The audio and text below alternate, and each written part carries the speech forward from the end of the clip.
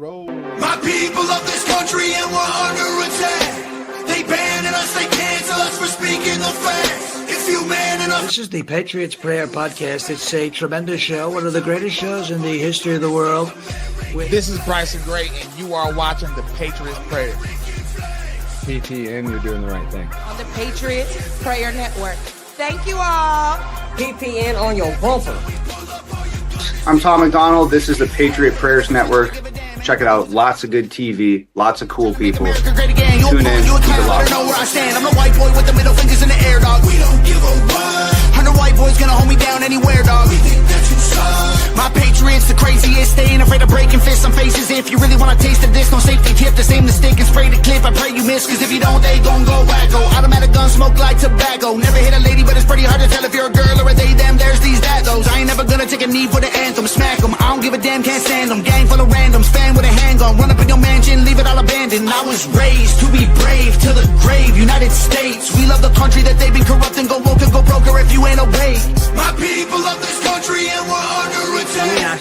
They banning us, they cancel us for speaking the facts. If you man enough, come stand with us, take USA back. And every time we pull up, all you're gonna see is American flags. American flags. American flags. And every time we pull up, all you...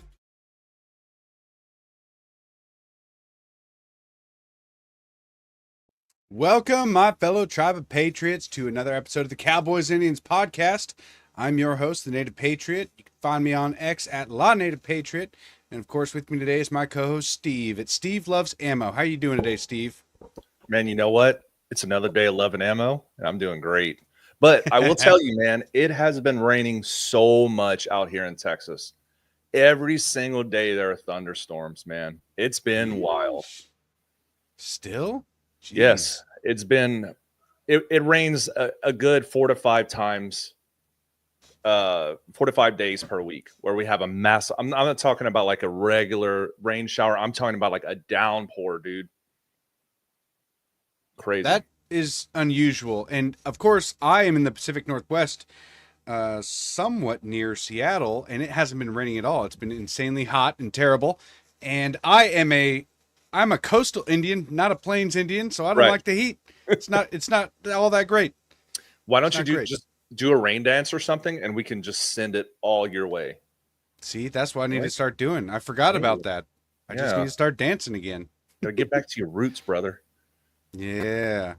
Thank you guys for sharing the live. I see a bunch of you already joining in, saying that you already shared. Please share this if you can. That's the only way that we're going to be able to grow, is if you guys enjoy our content or enjoy or want to support us. Yep. The best way to do it is to share the podcast. And of course, stick around, enjoy the show. We do watch the comments and try to engage with you guys as much as possible. Absolutely. So go ahead, and if you guys have a question, or if you guys have a breaking news topic that comes out while we're live in the stream, please share it with us. I know that the most recent news coming out is that there's been 6 Secret Service agents that have been suspended over the Butler, Pennsylvania assassination attempt on President Trump, which is very interesting because very much there's been a lot of people asking, what's going on? Why don't we know anything more about this guy? Right. Yeah, and I know. Now, out of the blue, I mean, nothing has been reported about this at all, but just all of a sudden we get just a little drip. 6 agents suspended. Yeah. For what and why? Maybe we'll figure this out over the next couple of days. Should be interesting. I'm really hoping that there's a lot more going on behind the scenes that we don't know about. Yeah. Because I know that everybody's feeling extremely black-pilled, as am I, about the entire Epstein situation. Yes. Right? It is difficult to wrap your mind around that. With that, and I've been trying to keep everybody together in a certain way, like, okay, the MAGA movement is still here. Okay. MAGA it's an ethos. It's not just Trump. It is started a movement that has done more to push back against the establishment than any other movement. This is correct. Over my entire lifetime. Yes. Yeah, absolutely, man. Yeah. It's very hard to get sucked into that vortex, right?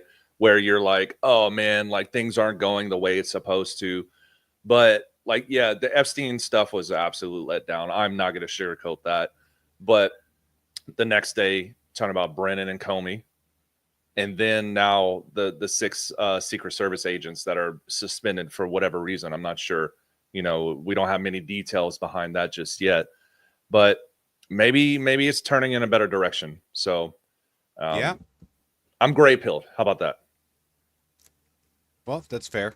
That's I mean, and you kind of have to be, right? You Yes. have to be able to understand that not everything is going to go your way, and be able to criticize Trump without coming across like you've abandoned all hope and you don't support him anymore, Yes. or that you regret your decision for voting for him. Because there's a lot of people that are, it's like, it was either him or Kamala, and I don't regret my vote at all. I don't regret hell my no, advocacy. dude. Oh my God, we wouldn't have the Epstein list, and we would be in a dystopian nightmare right now.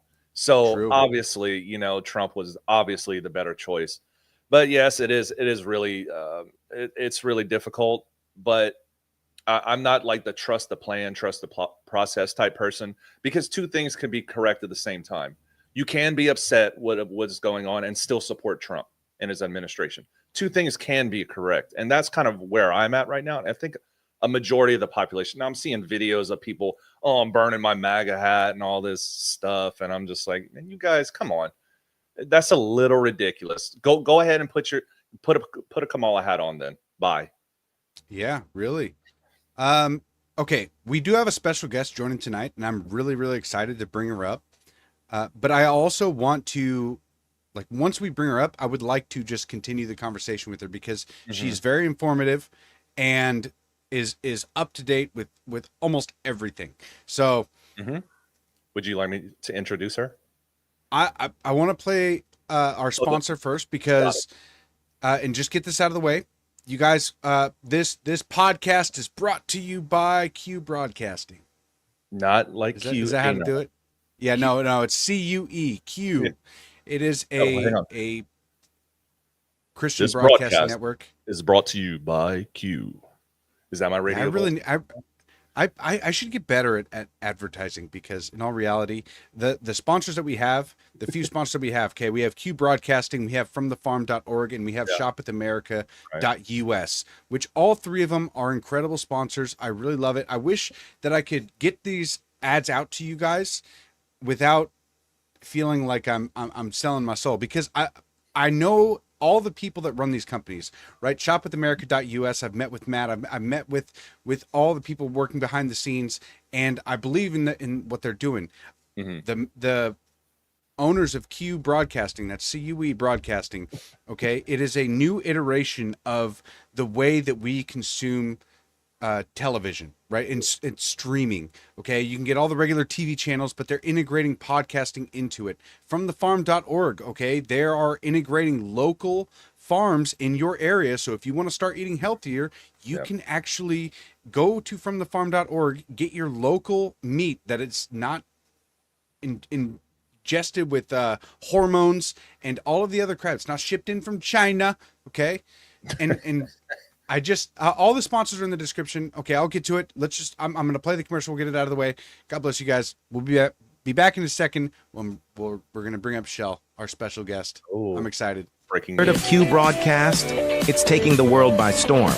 People are cutting the cord to their high cable bills and moving away from streaming services like Netflix, Hulu, and others for something better. Q Broadcast. For just $60 a month, you'll get access to every channel you could ever want, including HBO, Cinemax, and Stars.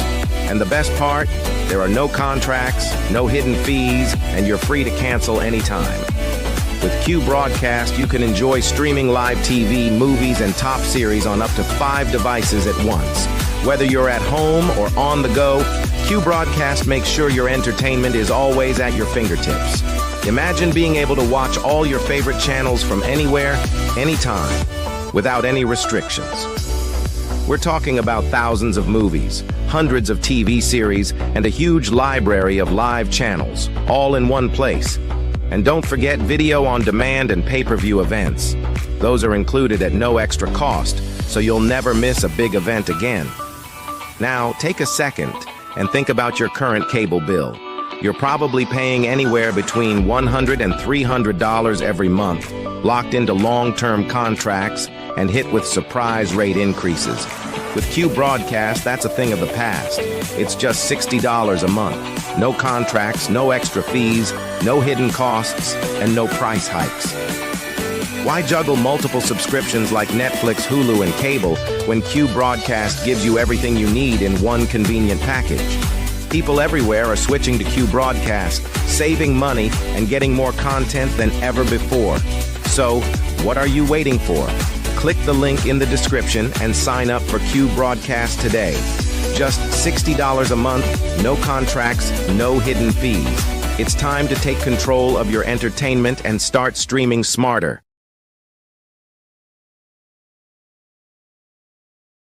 Do it. Sign up for Q Broadcasting. Please use the QR code in the description or in that. You guys can screenshot that. I don't know.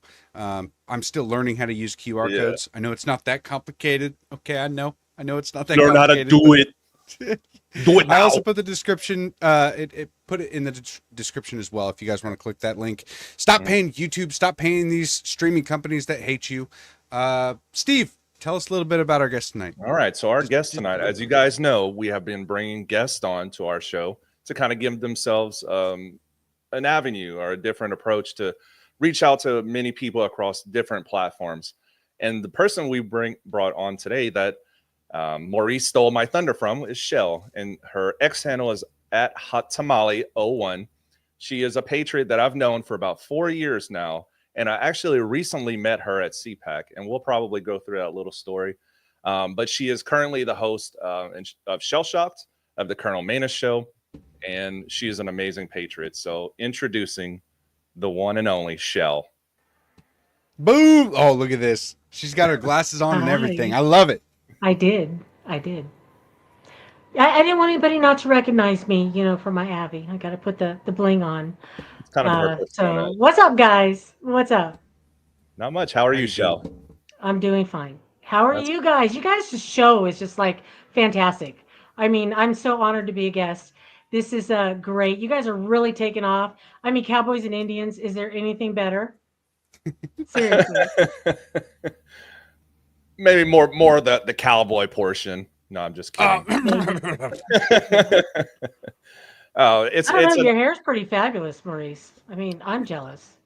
Thank you. He should really be sponsored by like a Head and Shoulders or some sort of shampoo company. Right? Native shampoo. Isn't that what you wanted, Maurice? The Native sponsor? I did, but I learned that Native is what is it, Procter and Gamble? I think it's one of those companies where I'm like, no, never mind. They got bought out. They're no longer an organic family owned. It's not that anymore. It is owned by the giant corporations that hate us. So I can't do it. Because I had tagged you. I had tagged because I used Native shampoo or whatever. And I was like, does that make me an engine? And like, so people are like, oh, you shouldn't be using that or whatever. And I'm like, oh, okay. Sorry. Yeah. An engine. Yes. Mm-hmm. Okay. Yeah.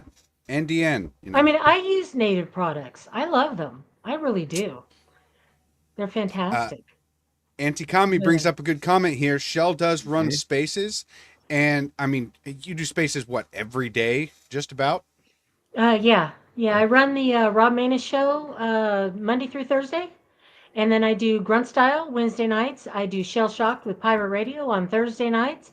I do all kinds of different podcasts like Open Mic AM with Ali Leger and Blunt Force Conservative with Mike Hinkle and all kinds of stuff. I've done Tim Young. I go live with him at least once a week. So I do a lot. I stay really busy and then I book a lot of shows for people. So it just it's a busy time. Seriously. So Kilburn says Shell is a big meanie in her spaces. That's the rumor. I am a big meanie. I am. But I get paid to be a big meanie. I get paid the big bucks for that because I got to run it tight, guys. It's a live television broadcast. It's not, a regular space where you guys can, do your popcorn thing and jump up and just talk whenever you want to. It will literally bleed into that live broadcast. And I have to keep that from happening. So, yeah, I am a little mean. Sorry. It's okay to be. Steve, you have Drew here saying that he's back from X jail. And did you miss your son? Drew, I forgot how that all started, but like, why was he in X jail? Oh, I mean, it's X, you know, the free speech platform. Kids. Yeah, so I don't know how that came about, but I assumed him as my son, so I'm his stepfather, and he's my stepson. And he had shared in our subs chat, shared a picture of his son, I believe. And I said, "Oh, I'm such a happy step grandpapa." But anyways, it was inside joke. But anyways, that's terrible. Yeah, I know. Whatever. Stepdad jokes. How about that? Maybe. Shell, I'm dying to ask you. I'm just dying. Ask it. What do you think of this whole Epstein thing? It's bullshit. Yeah. It's bullshit. There we go. You don't say on day one, now I'm going to do this and I'm going to do that. Cash, day one. Bongino, day one. Trump, day one. Sorry, not sorry. Don't tell us some shit you don't mean. And then spin it like that. Like we're supposed to just like, oh, okay, sure. No.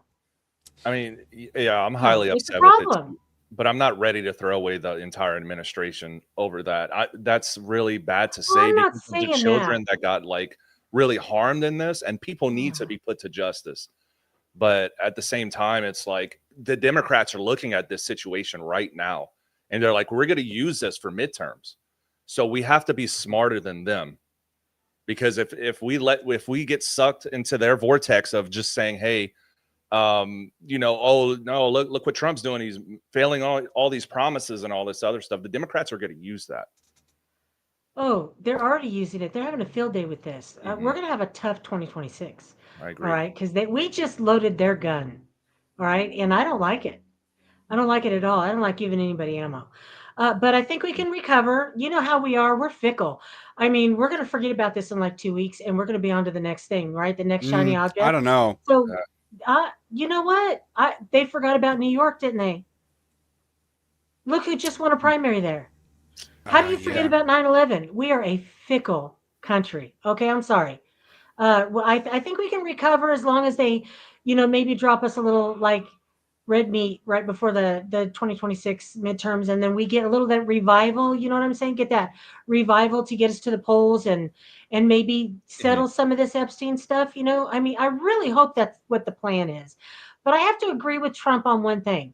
We have a lot of things we're trying to deal with right now, and he's dealing with them very well. He didn't want to be bothered by the Epstein thing. Epstein's dead. Okay. It's not like that's his priority right now. And I get that. I really do. But man, we were pumped for it. And that was a big letdown. That was a gut punch. So, I think if we just stay focused and we keep this going, the momentum going to get into that revival to the 2026 midterms and keep at least the Senate or the House, one of them, we might be able to pull this off. But I don't know. I'm a little spooked by it. I'll be honest. Well, I gotta tell you, I've been singing a similar song, and it's really, really difficult to do so without coming across like I'm just a simp for Trump, right? And I mean, with the way that I've advocated for the Trump administration, it's difficult not to come across that way as it is. But I've constantly said that the Trump administration, as far as I could tell, was an outsider to what the uniparty is. Yes. And it's the only movement in my lifetime that has actually gone against the grain in any kind of significant way. And so I think that when I voted for Trump, I voted for 4 years of Trump, not 6 months and then give up. And what really worries me is like there's a large libertarian influence on the MAGA movement. And they just decided that, with me saying that we need to focus on the midterms and be wary of allowing this to destroy our momentum.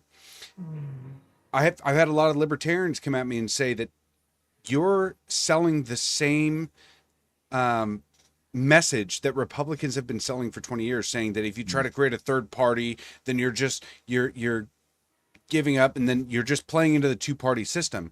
But I mean, Steve is part of the Rhino Removal Project. I wanted to bring this up because there's a difference between what MAGA is and what the Republican establishment is. I mean, there's people actively trying to stamp out these rhinos to be able to get these agendas done, because if we lose focus and if we just decide that we're not going to follow through with the 4 years of the agenda that we wanted, then we will have another lame duck last 2 years. Like what they did, they just impeached him. Yes, they impeached him constantly.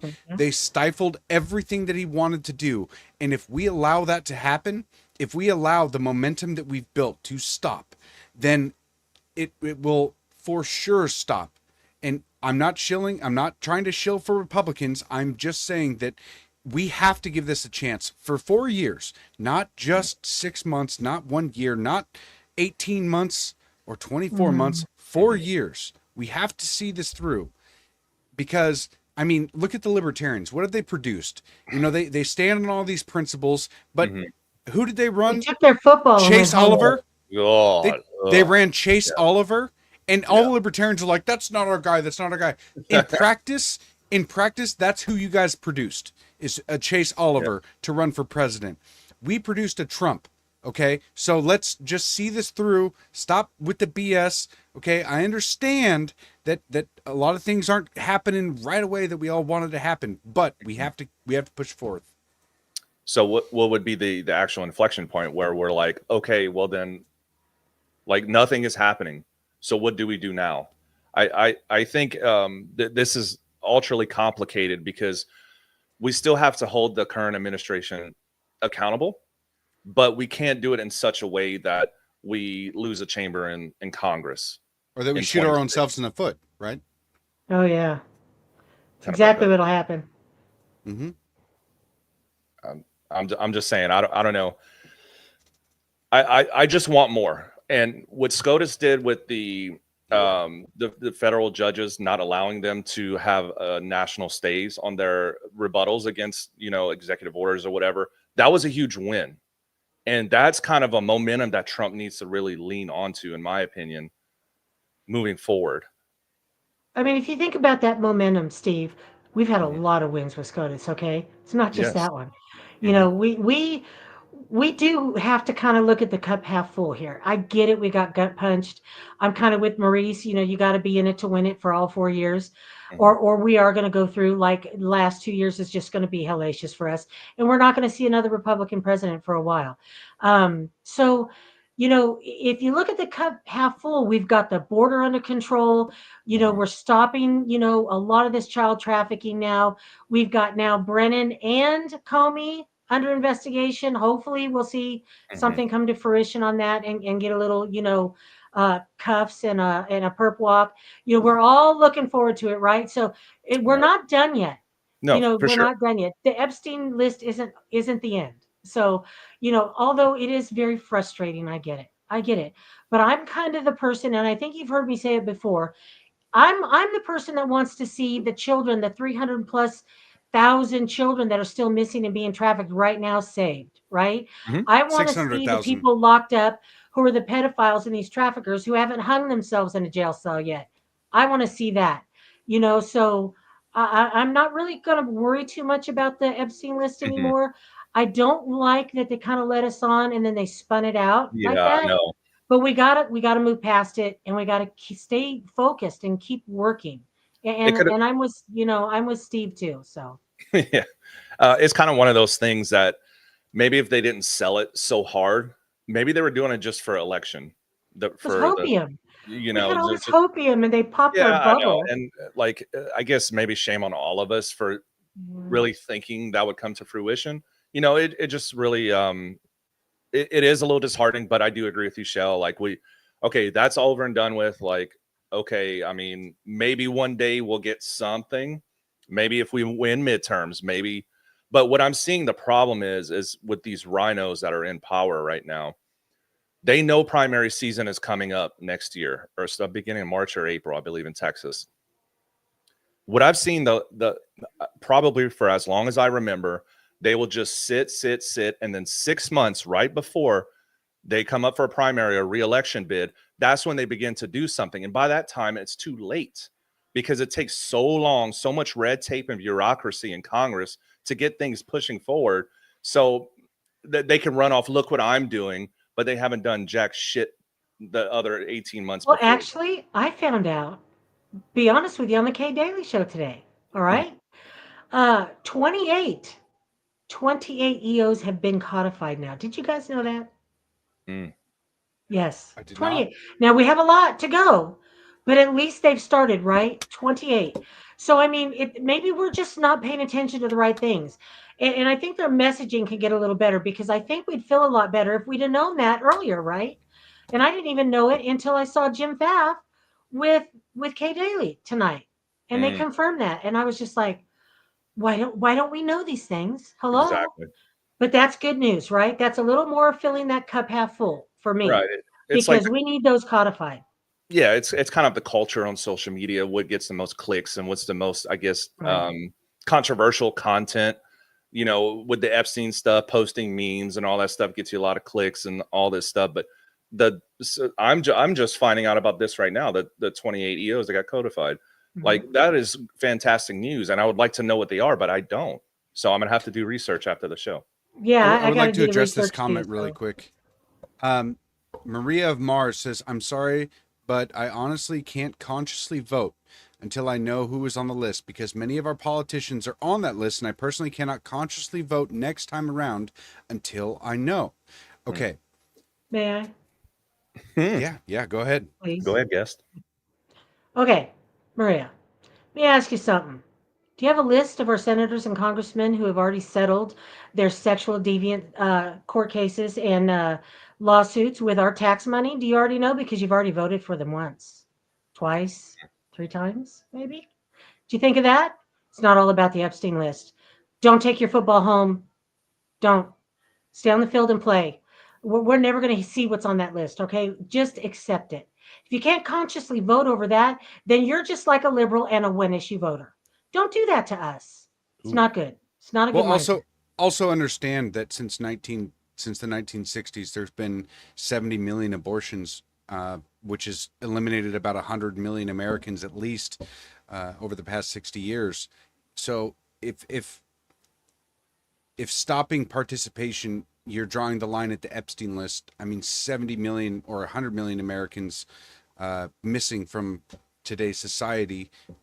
I mean, that should be a bigger reason to draw the line. But you know, we've been battling this for a long time. There's always going to be wolves at the door, and I mean, unless you, if you decide that I don't want to vote, then honestly, I believe that you shouldn't participate at all. I mean, you should stop paying taxes. You should go into the woods and just stop participating in society. Because if you're going to if you're going to participate in society, then you have the obligation to continue to vote. I mean, it's unfortunately the way that it is. It's the system we were born into. This is what we have to work with right now. So if you want to participate in society and try to make things better in a peaceful manner, then you have to vote. It's just the way it is. Yes, that's true. It's actually another good comment. Don't use politics or politicians as the gold standard of moral conduct. Politics is power and wielding it. That's it. That is actually deeper than I'll leave it up. It kind of seems, because wow, I actually really like that comment. Tyler's good. Yeah. I like Tyler. Yeah, that's smart. Thank you for that, Tyler. I'm gonna think on that and use that in the future. But I gotta process that. But I do like that, because conservatives in general have always been afraid to exert their power. You know, a lot of the Republicans have been grandstanding for the last 20, 30 years about how virtuous they are in being a speed bump for the Democrats' agenda, and the people have gotten incredibly sick of that, and that's the entire reason why Trump was elected, is because it just felt like nothing was getting done. And things are happening now. Things are I mean, if you look at the Biden presidency as opposed to what has happened now during the Trump presidency, there is a vast difference. Oh, absolutely. And I know that people are upset about the big beautiful bill. in being pushed through and adding more to our debt. But the problem is that you have to have money in order to make money. You have to spend money in order to make money. That's the only way to do it. There's no possible way for us just to flip this around overnight without killing off a third of our population. If we just shut off the money and everything just comes to a complete halt, we go through this major depression. I mean, it is literally condemning a third of our population if we just do that overnight. So it's one of the compromises. And I will say that in the big beautiful bill, I don't know if you guys know this, but the tax on, I think it was, what is it, suppressors and machine guns, the NFA tax, right? It actually is way better than we initially thought, because there's a ton of lawsuits being filed right now that since the tax is gone, that the only way that registry was held up, and the only reason why we can't go out and buy machine guns right now, is because the Supreme Court held that tax up or they said it was only constitutional because it was a tax revenue. And now that they eliminated the tax, we might just be able to go buy machine guns tomorrow. So lawsuits are being filed like crazy right now. It's actually really cool and a huge win for the Second Amendment. So cheers up for that. That's one of the big things about the big beautiful bill that I love.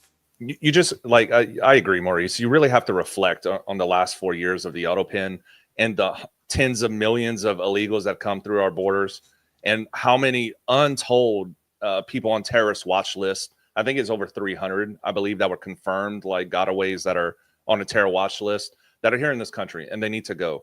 So in order to have a secure country, we have to have secure borders, because we will not have a sovereign nation without secure borders. That's just plain and simple for any country throughout the world. There is still the Uniparty. Trump is still fighting them every single day. And I know he just recently re-endorsed Lindsey Graham with a happy birthday Truth Social post. You got to take wins when you can get them, right? Because unfortunately, I don't think until Lindsey Graham retires, I don't think he's leaving South Carolina, because he has such a gigantic war chest and so much backing from Trump. In my opinion, I think he's there until he gorks out like Mitch McConnell. But what about Bauer, Andre Bauer? I mean, Trump's endorsed him too. Yeah. I mean, it just proves that Trump isn't perfect, and that we need to advocate against his bad decisions. That's how we know we're not a cult, right? That's how we know we're not just following blindly, is we can call these things out that Trump does and say, that's a bad decision. Like, I understand why he's doing it. Well, at least I hope I know why he's doing it, but it is still a bad choice. Endorsing Lindsey Graham, bad choice. It should never happen. But there's a deeper problem in this country. A lot of people will say that the Epstein list is everything. But meanwhile, I wanted to bring this up for a while. I'm really sorry that this is so small. I don't know why. It's like I don't know. I tried to zoom in on it. All it zooms in is the outskirts. I don't know what to tell you. But you guys need to understand. Yeah, you guys need to understand that it's not just the Epstein list. Okay, check this out. This has been silently passing through in California right now. AB 495. Listen to what this does. Nicole Pearson. I'm a mother of three, a child of immigrants, and an attorney who spent her career helping immigrants and fighting human trafficking. I am also desperate to help children affected by ICE raids, but AB 495 is not it. We all know this because in 2021, the federal government faced a swell of unaccompanied minors at the border and was desperate to place them quickly. What did they do? They reduced vetting procedures, and as a result, the Department of Homeland Security has lost track of over now 600,000 unaccompanied minors. See, 600,000, it's gone up. So this is what happened during the last administration. Yeah. They know, or they're estimating 600,000 unaccompanied minors. And the way that California wants to solve this, listen, it is so unbelievably evil. I can't fathom this passing, but despite this, California wants to do something similar, but even worse. With just one sheet of paper from the internet, California wants to let someone that is not related to your child remove her from school, enroll her in any other school in the state, authorize any medical treatment of her, including mental health services and drugs, without the parent's notice and knowledge or consent.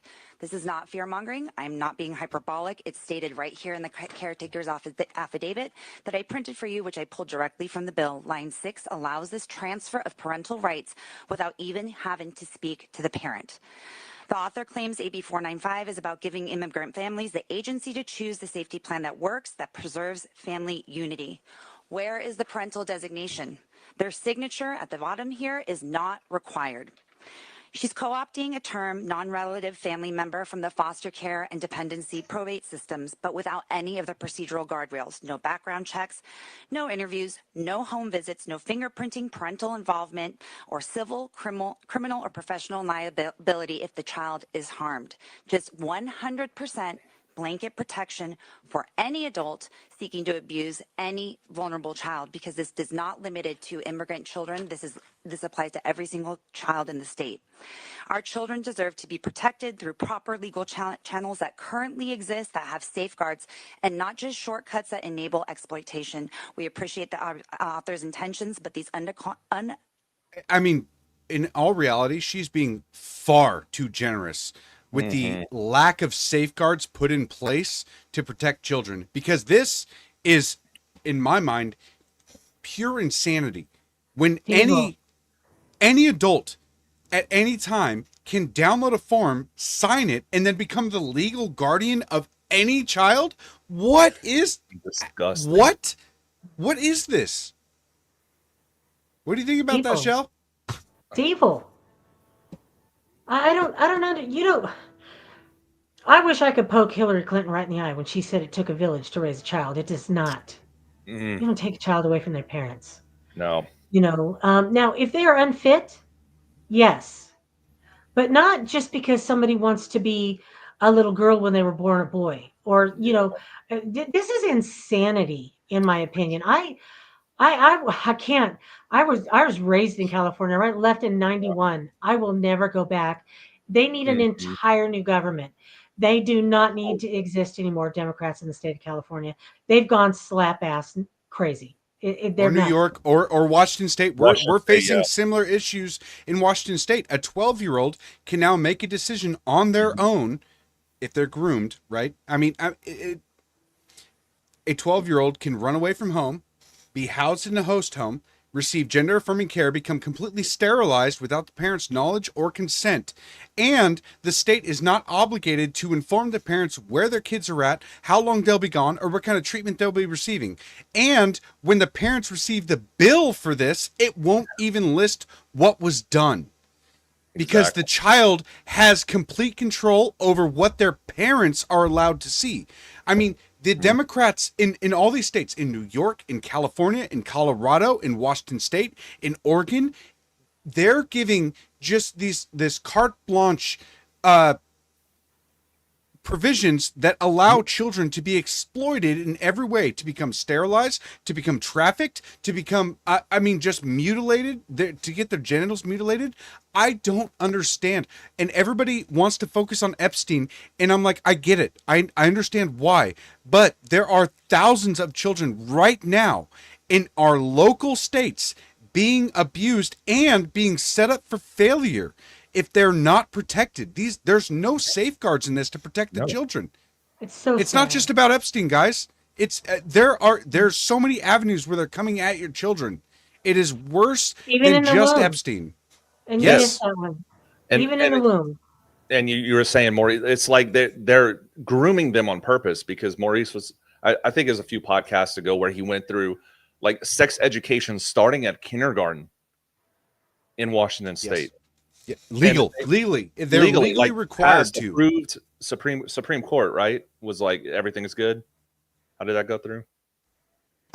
Well, they just passed it through the legislature, but the Supreme Court didn't say anything about it. They're just like, yeah, it all seems good here. But it's a cancer in our culture, man. Where are these parents that are not rising up, going into Capitol Hill and saying what the actual fuck is going on? Because if that happened out here in Texas, I curse. Sorry, we're on cue. Sorry, Christians. If that was my son, you can guarantee you I would be raising all kinds of hell at that school. My local representative, my local congressperson, I will figure it out and get it changed. But there is not a single parent or a group of parents that aren't out there demanding this stuff to change. I don't get it. I don't get it either. I can't even answer that. Are they afraid because, the last 4 years of Biden, we were, told not to protest. Nothing was peaceful. The extreme right wingers were terrorists and dangerous. We were told that if we wanted to take on the government, you'd need planes and nukes. F-15s, I yeah. mean, they threatened us 9 ways to Sunday. So now we don't know what to do without getting in trouble, right? We think we're going to be prosecuted for protecting our own children. And how do we break everybody out of that mindset? How do we get everybody back out there and raising their fist and going, we're not doing this. I don't know how to get that done, be honest with you. I so every night I pray with my son, the serenity prayer, basically to ask God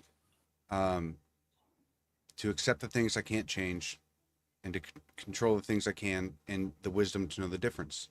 And there's been a very, very popular narrative that's been coming out, and I'm going to address this. And I know it's like not popular to talk about, but Troll, I do want to address this. If it all connects to the Jews, I mean, it's all about Epstein, right? It's the Jews, right? Everybody wants to say that, and I would like to address this in the way that even if it is, the Americans are still buying it, and then they're selling it as well. So it's incredibly frustrating to me because it feels like a cop-out for the responsibility that Americans have to uphold the rights of our children and the rights of the parents.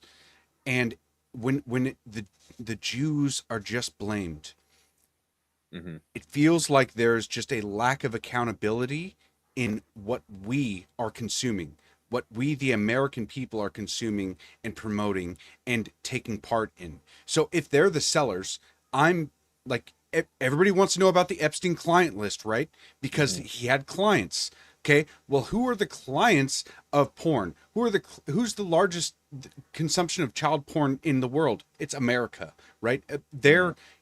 There's so many more problems than just the people selling it. We have a sick society that is promoting to laws to traffic children. They've infiltrated our culture. They've infiltrated our schools. They've infiltrated almost every single part of our society because we assume that people are good. And we assumed, and I actually had this discussion with one of my best friends just last night about he was raised Catholic, so he has a lot of these morals that he just believes that his kids are going to have. And so he doesn't take them to church. He doesn't teach them anything about morals. He just assumes that they're going to be have these morals. And I'm like, no, these things have to be passed down. I mean, Native Americans, the way that they passed down their traditions was through strict adherence to their verbal traditions. That was the only way that they passed these down. And for multiple generations now, we've experienced this idea that we don't have to pass these things along, that they're not important, right? That the Christian foundation that this country was founded on doesn't have to be promoted to our children, that we can just excuse that and that our children are just going to be good because that's what American is, right? America's just good. No, Americans haven't been good. I saw a post from Cardi B today that was just, she said like F this, and it had 30,000 shares and 16 million views. Yep. And I get so It humbles me in a way because I realize that my bubble is so small, and the way that I'm trying to teach or just incentivize people that you guys, the Christian foundation is so important. The biblical marriage between a man and a woman in a covenant under God is so important. It is so vital that we pass this on to our children, that since we've just excused it and taken a back seat for so long, it has now gotten to the point where it's just like an assumed good. But then all of a sudden we see in our schools, we see in our entertainment, we see in all of these various industries promotion of this degeneracy. I mean, you get people like Andrew Tate. that will come out and say that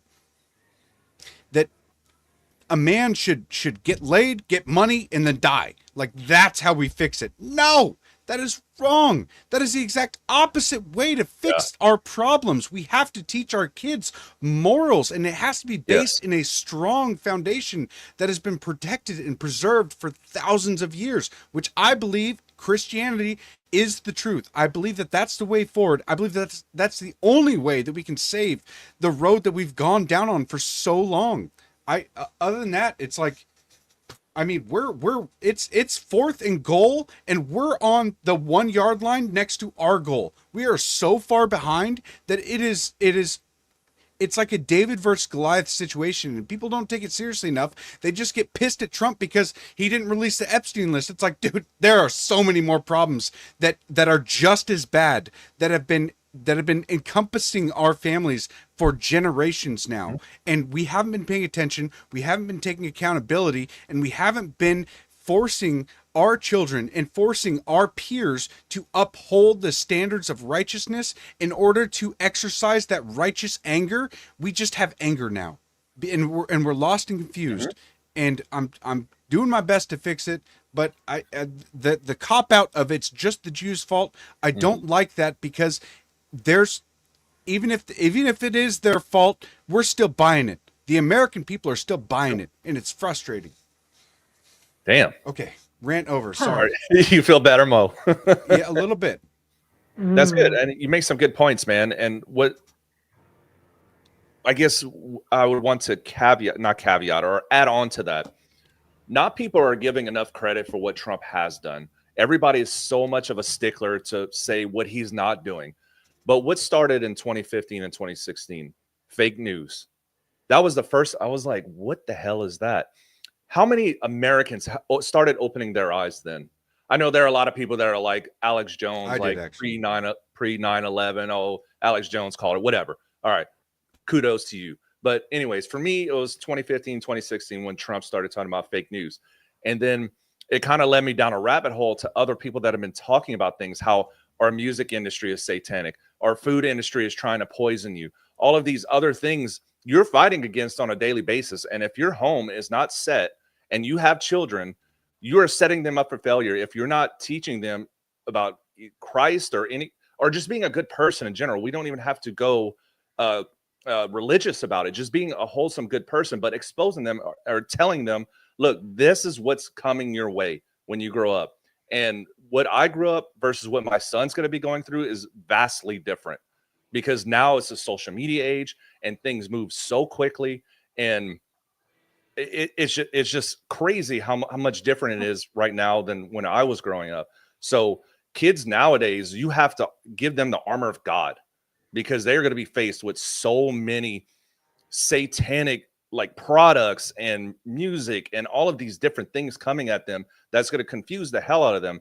And if you have a stable home and you taught your child correctly and they understand, then they can fight through that a lot easier than some of these kids that are sharing Cardi B and all that garbage that's on the internet right now.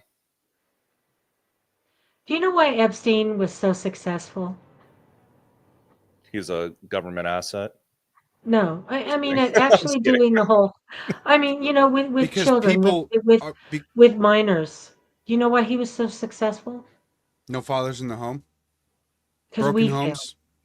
We failed. We failed. We did that. That's why he was so successful. And we haven't learned that yet. Yeah, and that's one of the big points that I try to get across to people is like, and I pointed to this at atheists the other day. I made a post. It was about some furry, right? He was a furry in a store, and he had like the whole mask on. It was weird, and I was like, this is the inevitable conclusion of atheism. Even if we fixed all the corruption in our government, if we got rid of all the traitors, if we got rid of all the needless spending, that the furry is the inevitable conclusion of atheism. And I feel like I didn't come across in the proper way.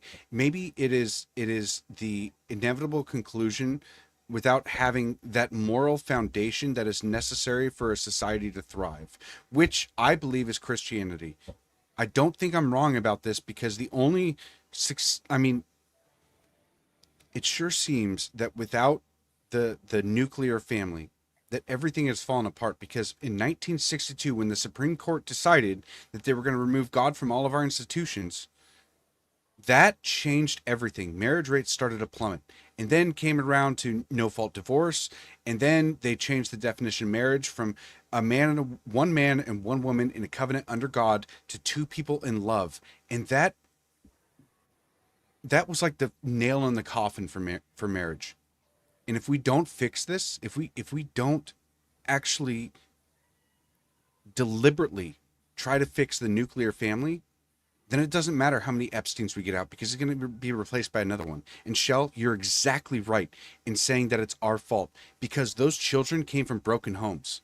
Those children weren't just scooped up randomly, and from a good school in a good place with a mother and a father in the household. No, those were broken children running away, looking for anywhere to get away from their house. So it was broken homes that caused those children to get into the arms of Epstein, to then be trafficked to the degenerates, whether it be in our government or anywhere else. It is our fault, because we allowed our culture to incentivize this feminist movement where sexual freedom is, being a girl boss is the right thing, for men to not be the head of their spouse, and we allowed our marriages to be like a transaction and a tax benefit, as opposed to two people building a legacy where they have children, and they make the world a better place with their offspring. It is so fundamentally broken that even if we got the Epstein list, it wouldn't make a difference. It would make a little bit of a difference in the way that we feel, but in the big picture of things, if we don't fix marriage, no, it won't. Because the consumers are still there, and the ones still running into the arms, and the ones still making the laws and not protecting children are still there. They're still advocating to take rights away from parents, and parents don't even it seems like we're not even fighting for it, really. We're not fighting for, whether you like it or not, you should stay together with your spouse, and you should raise your children to be better than what you are. And you want to bring a world, and you want to give them a world that gives them more opportunities than you got. Not to pave the way for them, to give them an easier life, but to give them better opportunities. And it takes both parents in order for that to happen. It is statistically proven. It has been proven over and over and over and over again. But people just overlook it as like this, I want to go sleep with a whole bunch of hot women. It's like, well, we're screwed then. Body counts. That they're worried about their body count. It's got to be up there. Yeah. It's the most horrific thing I've ever heard in my life. I can't imagine somebody who wants to brag about a body count, and they do it all the time, right? But we left the kitchen table. We left the kitchen. Remember Sundays, with grandma and the big, fried chicken dinner and the country goods on the table and the fresh bread and, the wholesome food we used to eat. We become unhealthy. We left the kitchen table. We give, our kids an iPad.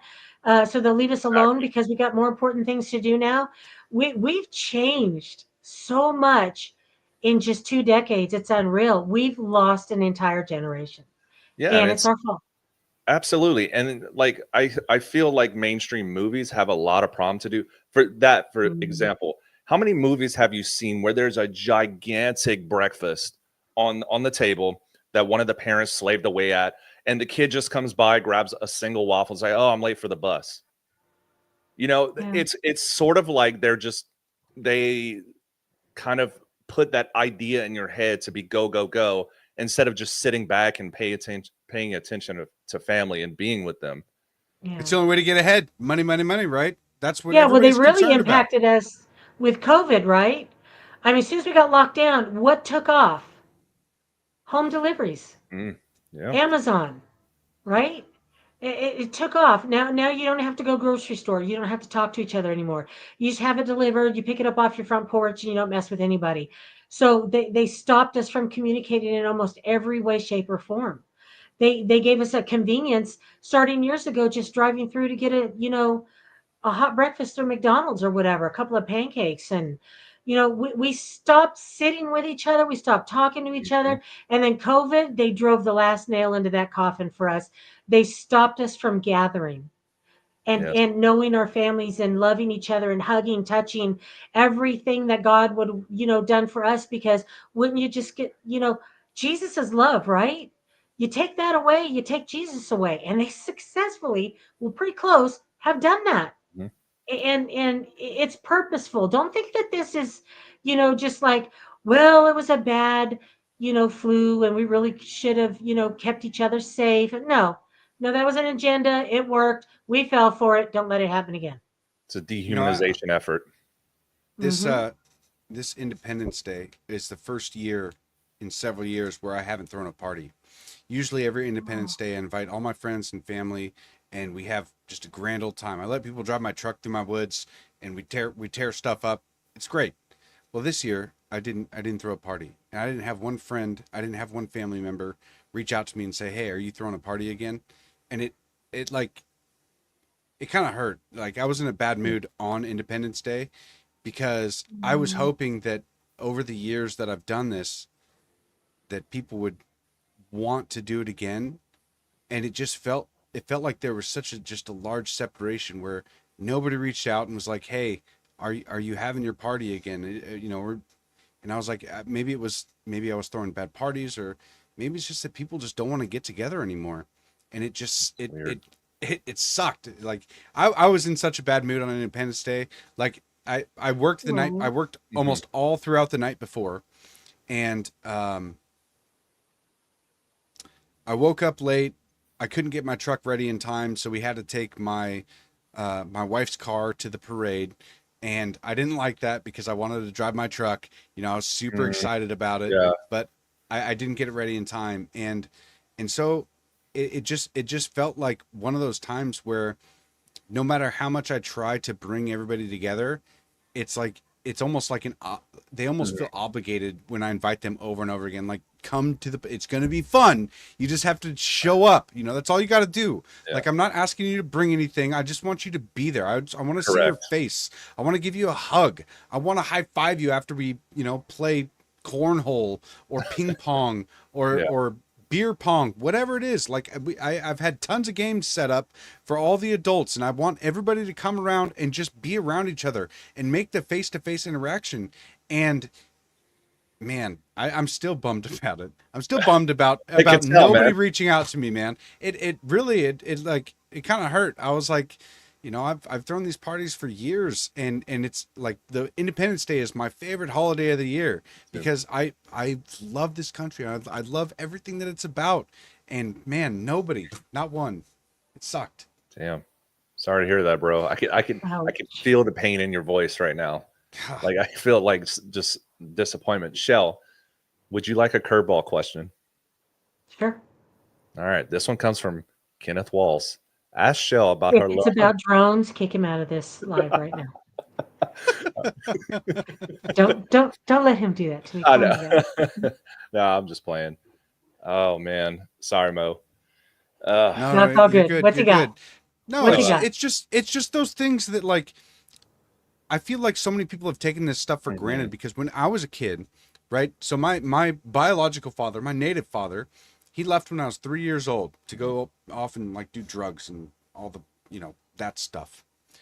And I was taken in by my white stepfather and his white family, right? The family photos are incredible because especially during summertime, there's like 30 people and then me, like 30 white, like very white people. And then just like, I'm the super dark brown kid that just came in the middle. But like his parents would take me to the zoo. They watched us often. My uncles were always wanting to watch us. Like, we would spend the night over there.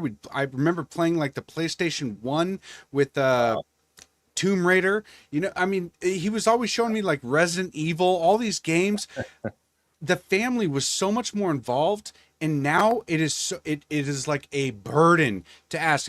Like my wife and I wanted to go to Hetero Awesome Fest in Idaho, right? We're going to be gone for 3 days, and it is a task to get family to watch our kids for just 3 days. And I mean, we can split it up. We can. We just need a little bit of help so we can go do an event. But it is a task to get people to watch family and to watch kids anymore. And I don't even like asking, because it just feels like I'm putting a burden on everyone. And although I will say that it is changing, and certain family members have come around to wanting to be around the kids more, but it's not the same as what it used to be. No. Like I remember aunts and uncles always wanted to be around. I remember grandparents always wanting to be part of everything. And now it feels so separated. We feel so isolated in our homes that it is difficult to get people together. And there's like the popular meme is like, I'd rather just sit at home and do nothing. And it's like, well, no, you should want to be around your family. You should have a good relationship with your family, whether you like it or not. You should do your best to fix relationships with your close family, because that's how wealth was originally built and passed on to the next generation. The American dream is not go off and do it by yourself. It is family sticking together and friends sticking together in order to build wealth for their community. And we've lost that. We've been isolated and segregated into the belief that women can do that on their own. They'll go be boss bitches, and then men are supposed to go out and get laid and make all this money grifting and doing the Andrew Tate thing. No, it's not right. Family is everything. The relationships that you have with family, that's everything in life. The greatest moments I've ever had in my life are the spontaneous moments where, like, just on Sunday, so after Independence Day, I wanted to make our weekend better, and we stopped at the lake, and I took my son fully clothed. I left my phone and my wallet in the truck. I took my son fully clothed, and I just ran into the lake and then just dunked him. We both had jeans on, boots, I mean the whole works, and I just dunked him, and we ended up having a blast. I lost my $300 Oakleys that I've had for over a decade. Yeah. So that sucked. But other than that, that moment, it felt just like it was so special that I know that I'm going to remember that forever. And those moments are the moments that, like, I work for. That's why I work so much, is to have spontaneous moments like that with family. That's Absolutely beautiful. Yeah, that's awesome, man. You're on a roll tonight, Maurice. You're very passionate. Yeah, he is. It's like the Maurice show. I'm letting him talk because he is, dude. He is doing right. fantastic. And I'm just like angry, gritting my teeth 1 second, and then I'm like, oh, I wanted to cry the next second, and then I'm like angry again, and I'm like, he's right. This is a very dynamic podcast show. Yes, it is. But all of this stuff has been by design, and we all recognize what they're trying to do to us. And as parents, it is up to us to defend our children, because they are our future of this country. So we are the foundation, and we have to get them situated and ready for what's coming to them, because it will. The Satanist, or any of these other people, they won't stop. We have to fight fire with fire, and we have to destroy them. You know what we should do? I have an idea. You're in Texas, and I'm in Florida, and Maurice is in, the West Washington Coast. State. Hell. So we should probably meet in the middle somewhere and have like a big X, reunion every year, just at a big park, and be family, and do this big, whoever wants to come from X, as long as we vet them, because there's some weirdos on this platform. But, and have run across a few, but I think we should do that. Like, start a new tradition, right? Just maybe our own families don't call and check on us and say, hey, why aren't you having a party? Man, we'll just have our own. We'll just get it together, and we'll bring all of our kids and our future grandkids or whatever, and just keep doing it and teach each other how to do this again when it comes to the nuclear family. And, my dad, he told me when I was little, and he ain't never lied. He said that in my lifetime, I could count my friends on one hand. And I believed him, But he also told me that, he said, Shell, you can do anything. I believe that too. Look what I've done. You know what I'm saying? I'd Exactly. drive anything you put me behind the wheel on. I'd do anything I want to because my daddy said I can. So I know. we need to teach that to this new generation, this Gen Z.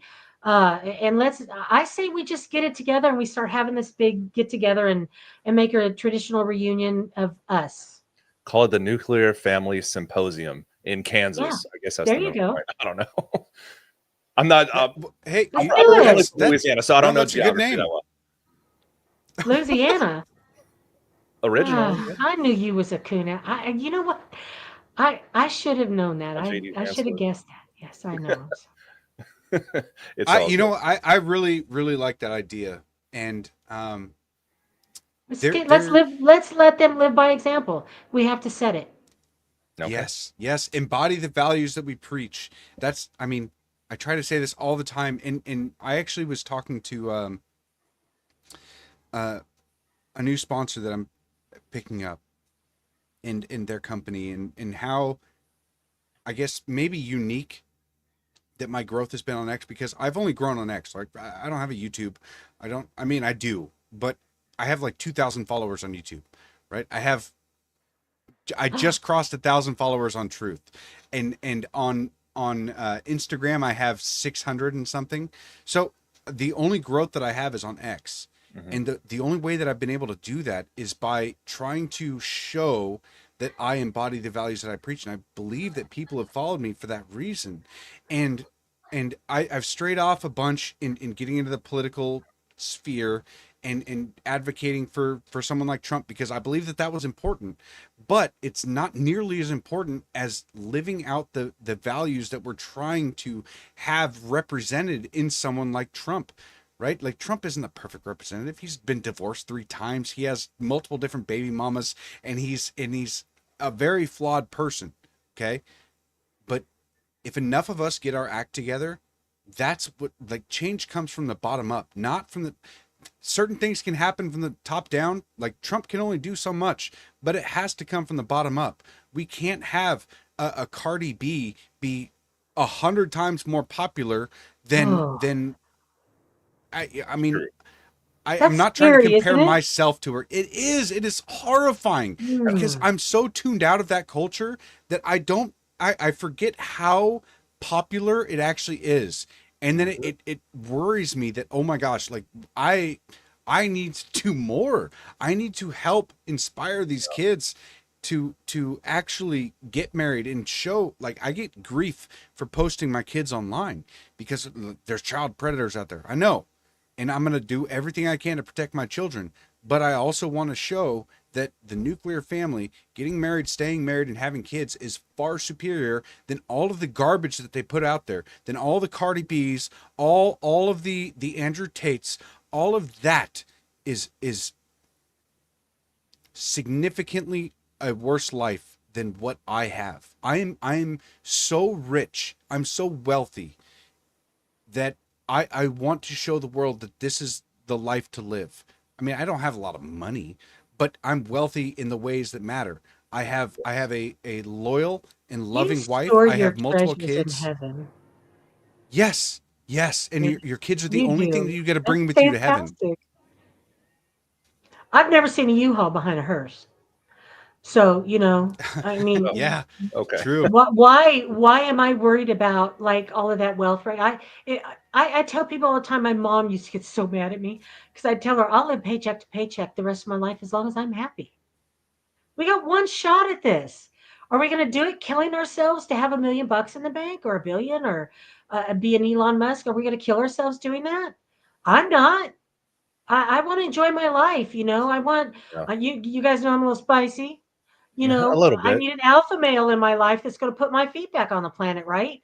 I want to find that. That's what all I want to women build an want. empire with somebody. I want my grandchildren to keep calling me and telling me yo mama jokes because they know they can.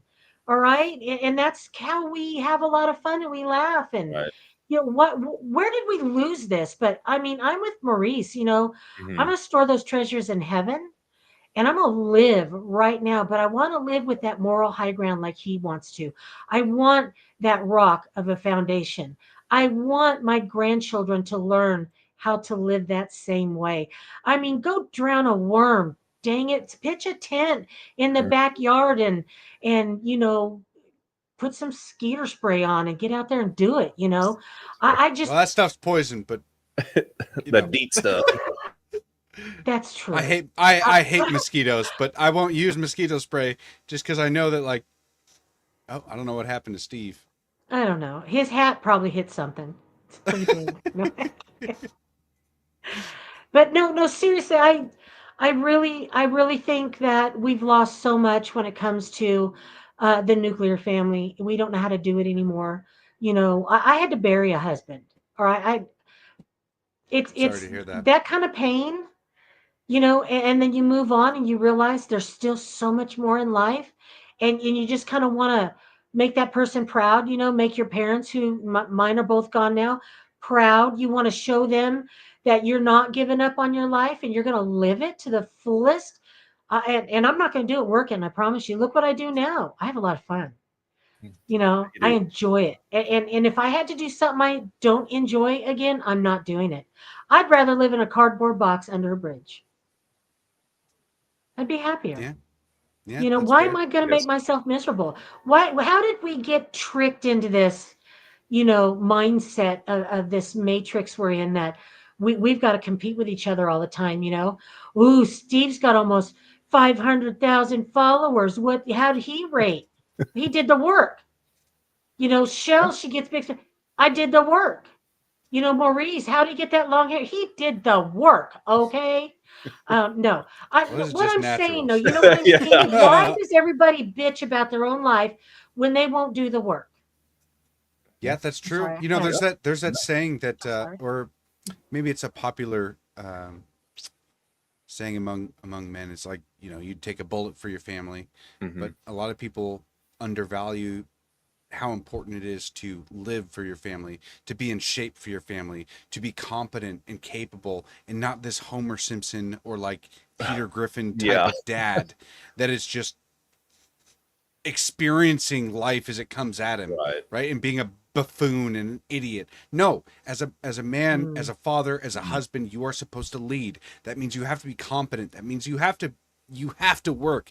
You have to learn. You have to continuously. It is not like people also say that you should continuously date your wife, which in a way is right, but it doesn't mean that remembering the anniversaries or buying her expensive gifts on the anniversaries is important. It means that you are continually growing as a person, as a husband, as a father, and making yourself a better version of yourself. That is the best way to continuously date, because when you're dating someone, obviously you want to come across, you want to buy them flowers, you want to get them gifts or whatever, but that interpretation has been lost in saying that, like, for Valentine's Day, remember to get them flowers and chocolate. Like, that's the important thing. No, the important thing is to not let yourself go. It's to not take your wife for granted. It is to constantly be improving yourself, so that way you can be a better leader, a better protector, a better provider for your wife and for your kids. For men, that is what's important. And it is like, I'm not the best gift giver. I've given my wife, I mean, she says that I'm good at it, but I believe that the most important thing that I can do is be a better husband and father in order to continuously feel like I'm continuing to date her. I mean, obviously we still go out on date nights. We don't have as much time anymore to do that stuff, and we still be spontaneous at times, but it's not the important thing is not Valentine's Day. It's not the anniversaries. It is a constant need to better myself and to better my family. And it just really feels like we've lost that. Who raised you, Maurice? My mama. She did a fantastic job. Yeah. He's all right. What a rock star mom. Because you're inspiring. I think so. You really are. I like this Maurice talk. You guys should have me here more often to listen. Somebody commented, Shell moved in closer. Like she's. I did. I'm paying attention because he's right. I mean, check it. I'm a girl. I know. I don't want chocolate and flowers.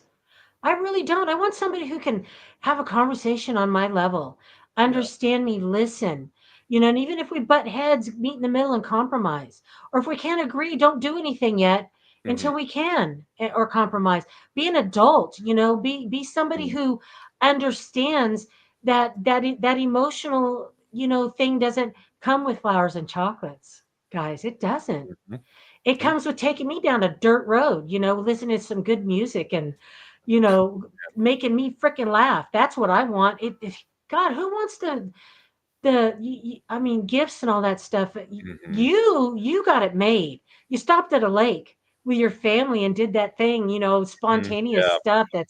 I mean, that is inspiring to me because most people, they're ready to get home. They're going to miss something on the internet. They're going to miss a call. They're, Mhm. they're going to miss, their favorite show on Netflix or something. Not Yeah. you, man. Man, you went So all out. That's almost rare these days, and that's really sad to yeah. say, but it's true.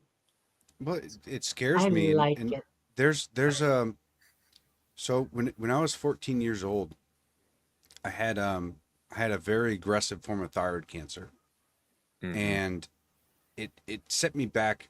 And my mom always said that I never there was only one time where I like kind of lost hope, and it was only for a second. It was I think it was when the doctor told me that I was going to have to go through multiple rounds of radiation because of Mm, how it had already started to spread, and so they were Yeah. worried about that. And but I remember going through that, and I knew I was going to beat it. I wasn't worried about that for some reason. I'm not sure why. Hmm. Maybe it was like the 14-year-old that's scary confidence, though. Yeah. but I reevaluated everything that was important. And there were so many people that kind of circled around me during that time Mhm. that gave me so much confidence that I knew I wasn't going to lose to cancer. I knew.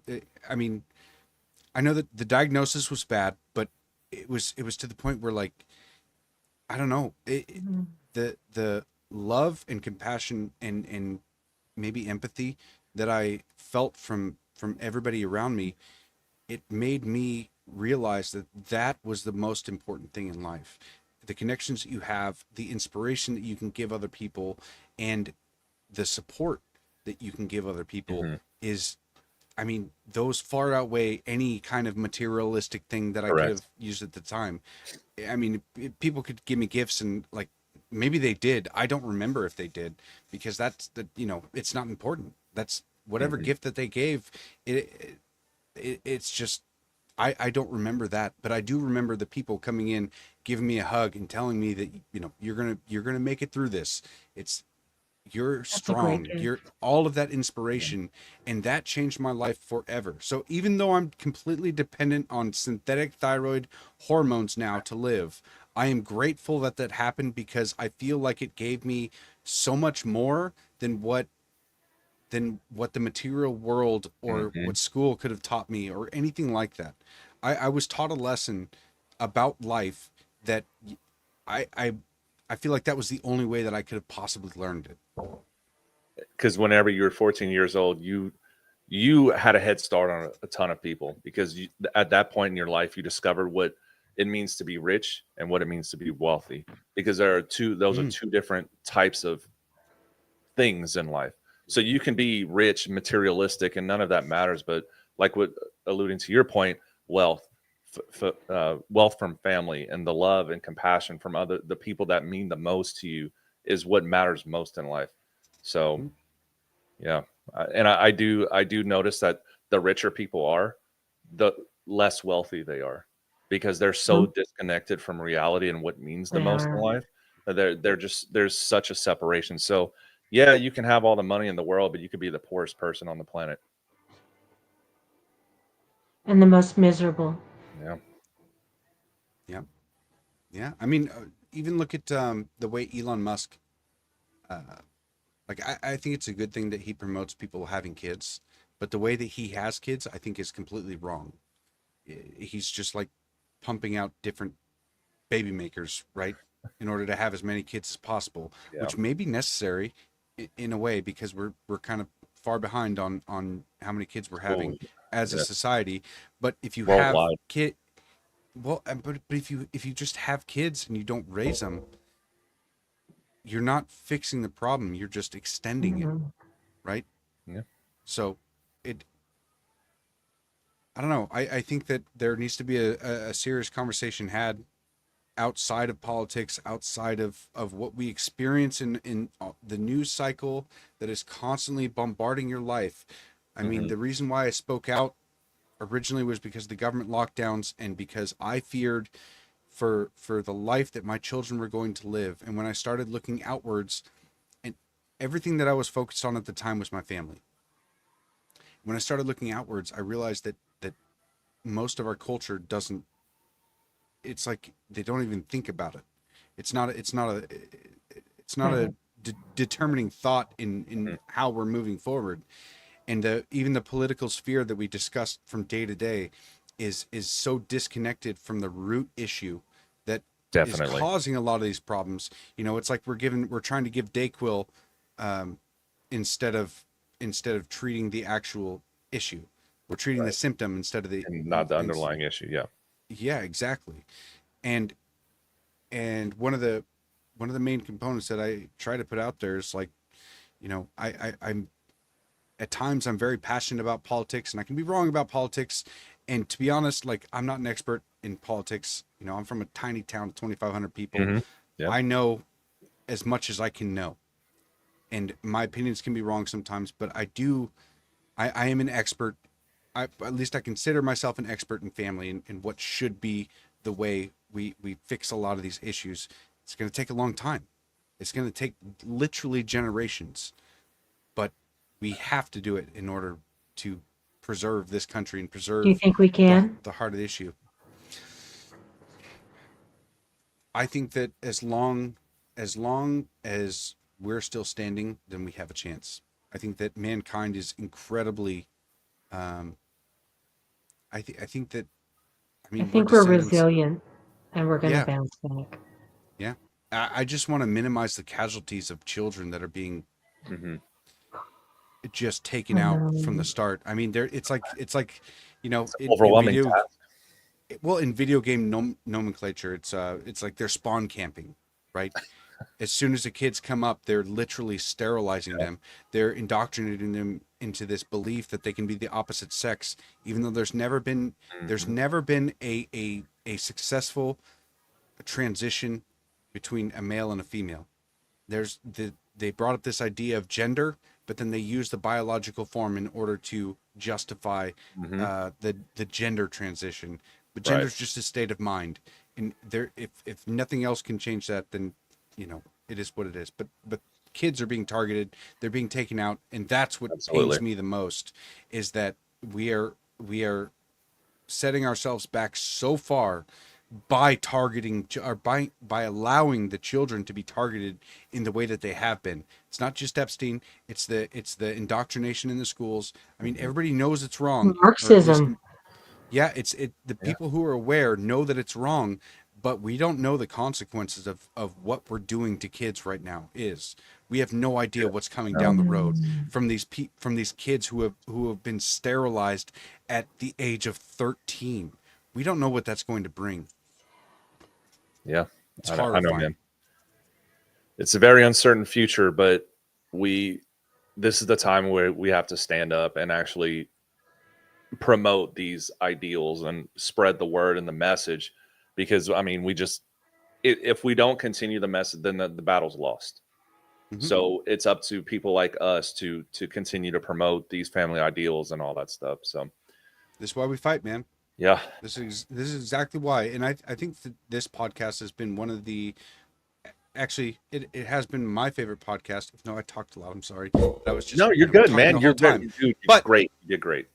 But this, I feel like, was on point with a lot of the issues that we're experiencing in this country, down to the root issue, as opposed to just the political topics. Because I slowly get driven insane by the political rhetoric And the further you get, like when you stop and you talk to somebody about the political issues, it always comes back down to the nuclear family. It always comes back down to how we're raising the children, how we're protecting the children, what our responsibility is to the future generations of this country. You know, when we're printing money like crazy, all we're doing is robbing wealth from our children and from their children, and it always seems to come back down to that.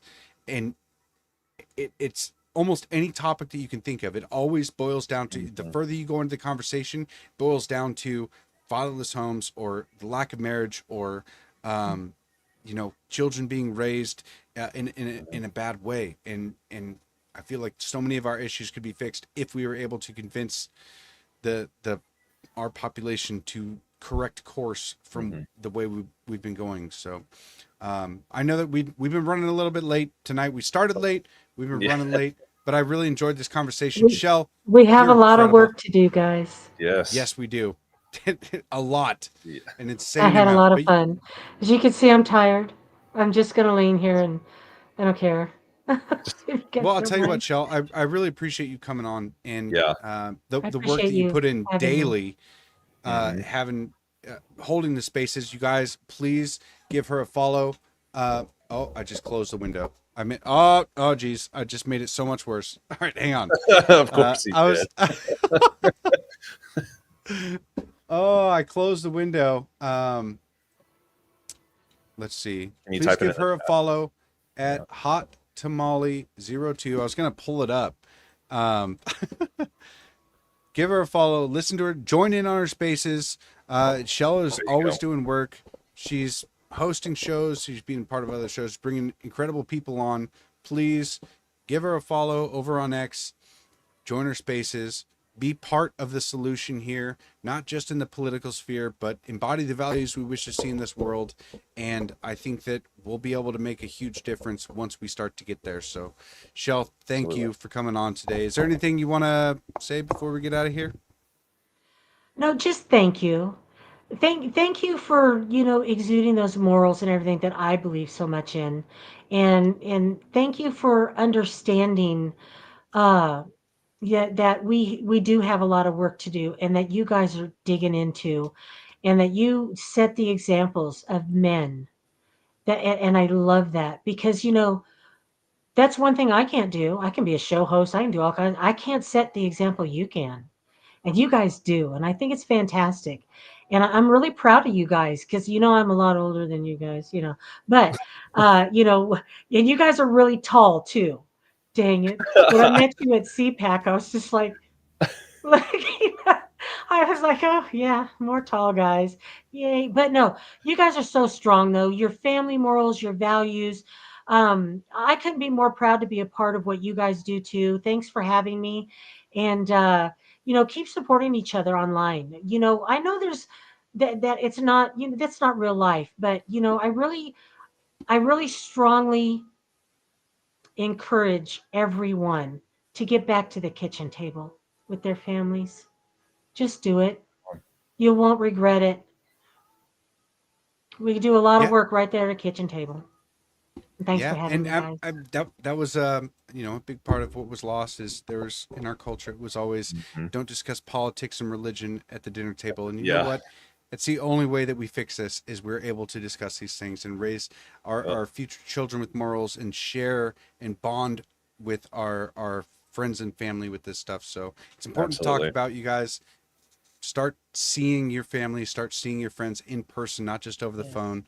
And you know, Shell, we're gonna have to get together and figure out how to get this whole X party together. Nuclear family symposium. Yeah, our nuclear family get-togethers. Yeah, our new traditions. Yeah, let's figure it out. We can talk. You know, you guys plan to go to Amfest in December. You know, okay. In Phoenix, let's do CPAC again in Dallas. What is that, February? I'm slated for it already, but we can make differences all over the place. Just doing these events and getting out there and not just staying online, but, you know, getting out there and setting the example of how to be strong and how to be a leader.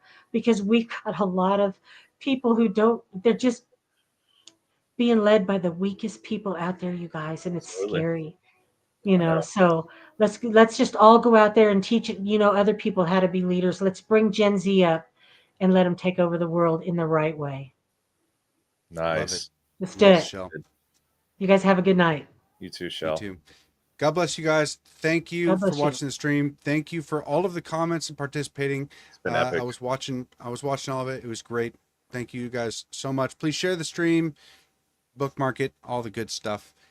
Absolutely, man. That was a good Shell one. was amazing. Give her a follow at Hot Tamale. Hot Tamale. Hot Tamale. She's awesome. I've been knowing If you guys her want to for 4 support, years. yeah, we met her at CPAC last year. It was great. It was great to actually meet her in person. Absolutely. But if you guys do want to support the stream, just look in the description. We have multiple sponsors from thefarm.org, Smoking Gun Coffee, if you guys enjoy coffee, Q Broadcast, and shopwithamerica.us. All of those sponsors have been great to us. And, we do our best to promote them, but they're all companies that we really support.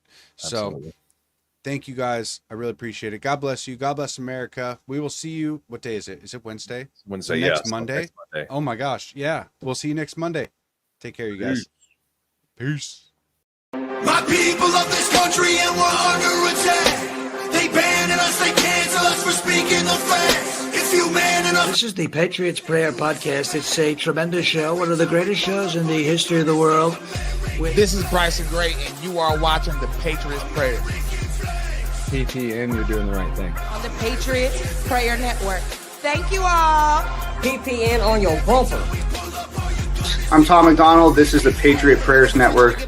Check it out. Lots of good TV. Lots of cool people. Tune in. Keep it locked. Know where I stand. I'm the white boy with the middle fingers in the air, dog. We don't give a what. 100 white boys gonna hold me down anywhere, dog. We think that you suck. My patriots the craziest. They ain't afraid of breaking fists on faces. If you really wanna taste of this, no safety tip. The same mistake and spray the clip. I pray you miss, cause if you don't, they gon' go wacko. Automatic gun smoke like tobacco. Never hit a lady, but it's pretty hard to tell if you're a girl or a they, them. There's these, that, those. I ain't never gonna take a knee for the anthem. Smack them. I don't give a damn, can't stand them. Gang full of randoms. Fan with a handgun. Run up in your mansion, leave it all abandoned. I was raised to be brave to the grave. United States, we love the country that they've been corrupting. Go woke and go broker if you ain't awake.